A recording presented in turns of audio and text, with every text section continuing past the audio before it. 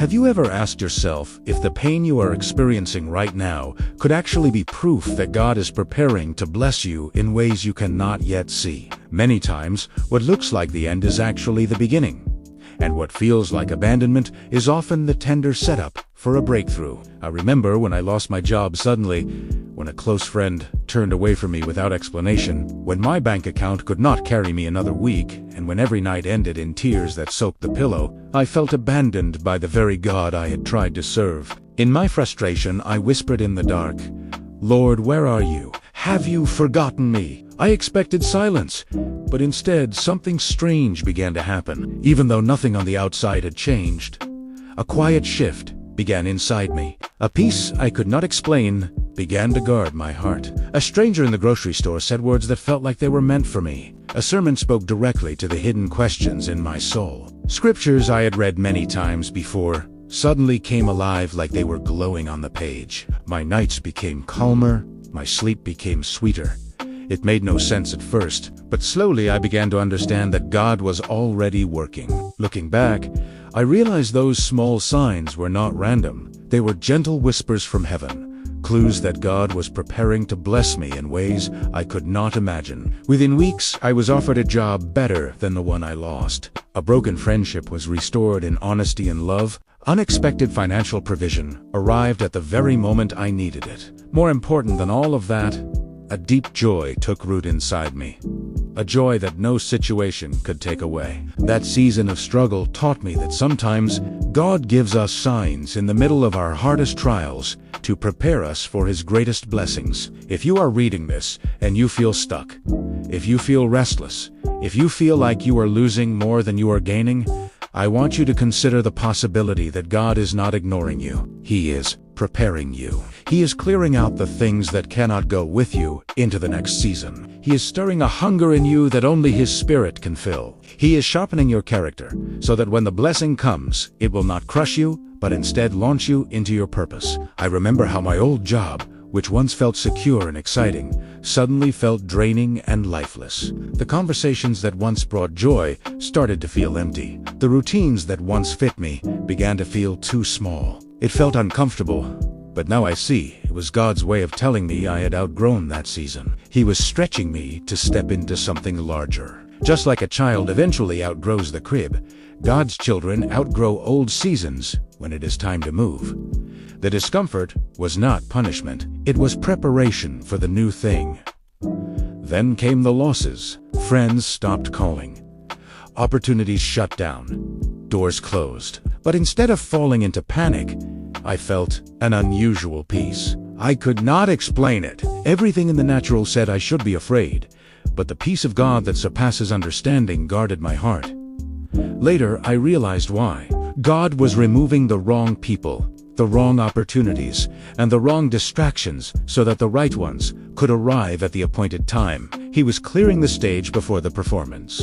Joseph must have felt abandoned when he was sold by his brothers, when he was falsely accused, when he was forgotten in prison, but each of those losses positioned him for the palace. What looks like a setback is often a setup for God's plan.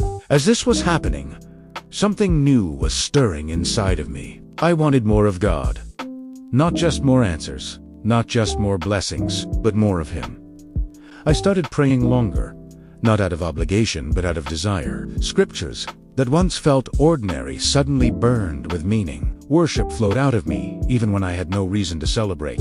This hunger was not coincidence. Jesus said those who hunger and thirst for righteousness will be filled. When God places that kind of hunger in your heart, it is a sign that He is about to pour something fresh into your life. And just when that hunger began to grow, the testing intensified. Storms came one after another. Bills piled up. Unexpected problems appeared. Discouragement tried to crush me. It felt like everything was against me. But when I opened the Bible, I saw a pattern. Before David became king, he faced Goliath. Before Job received double, he endured unimaginable loss. Before Jesus began His ministry, He spent 40 days in the wilderness. Blessings often come after battles. The storm is not proof of God's absence. It is evidence that He is preparing you. 1 Peter tells us that after we have suffered a little while, The God of all grace will himself restore and strengthen us. Trials are the training ground for trust. Pressure is how diamonds are formed. During those trials, I started noticing confirmations everywhere. A verse that I randomly opened spoke to my exact situation. A sermon sounded like it was written just for me. A friend sent a message saying they felt led to encourage me without even knowing my struggle. At first, I dismissed it as coincidence, but then I remembered the words from Amos that the Lord does nothing without revealing his plan to his servants. Those repeated confirmations were God's way of saying, I see you. I have not forgotten you. I am already moving. At the same time, I noticed something changing in my character. I was learning patience in ways I never had before. I was being humbled and learning to forgive more deeply. My pride was being stripped away.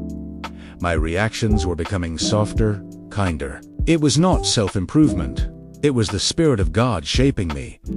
Because a blessing without preparation can become a burden. If our hearts are not ready, the very thing we prayed for can weigh us down instead of lifting us up. But when God reshapes our character, He makes us ready to carry the blessing well. He creates in us a clean heart and renews a right spirit, so that when the answer arrives, we will use it for His glory. And then came the hardest part.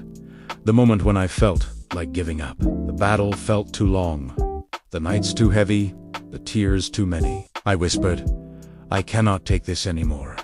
I was ready to quit. But I learned that the moment you feel like quitting is often the moment right before the breakthrough. The enemy fights hardest when you are closest to victory. Galatians reminds us not to grow weary in doing good, for at the proper time we will reap a harvest if we do not give up. That night, when I wanted to surrender, I chose to take one more step of faith, and it was soon after that, everything began to shift. Friend, if you recognize even one of these signs in your life right now, take heart. The discomfort, the losses, the hunger for God, the trials, the confirmations, the changes in your character. Even the temptation to quit all of these may be signs that God is preparing to bless you in a way you have never seen before. He is aligning the right people, the right doors, the right opportunities. He has seen every tear and heard every prayer. What you think is delay is actually design. What feels wasted is being woven into a plan that will bring Him glory and fill your soul with joy. The story is not over. It is only being set up for a supernatural shift. When God moves, it will be faster than you imagined, greater than you expected, and better than you dreamed. The scripture says that He is able to do immeasurably more than all we ask or imagine. So do not give up now. Do not let go of your faith. Stay expectant. Stay faithful.